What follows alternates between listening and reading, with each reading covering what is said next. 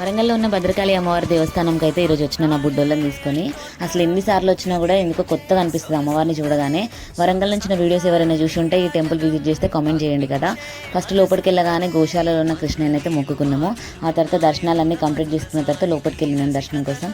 అసలు మస్తు డెవలప్ అయింది నిజంగా గుడి అయితే. నేను ఇదివరకు వచ్చినప్పటికి ఇప్పటికీ చాలా చేంజెస్ ఉన్నాయి. ఫుల్ పబ్లిక్ కూడా వస్తున్నారు.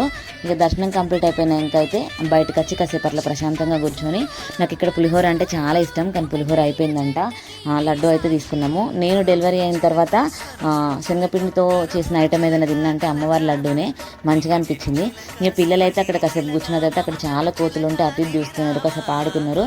చిన్న చిన్న టెంపుల్స్ అక్కడ విజిట్ చేసుకొని, నేను ఇట్లా ప్రెగ్నెన్సీకి ముందు నుంచి చాలా డేస్ అవుతుంది ఇట్లా రాక, చాలా మంచిగా అనిపించింది.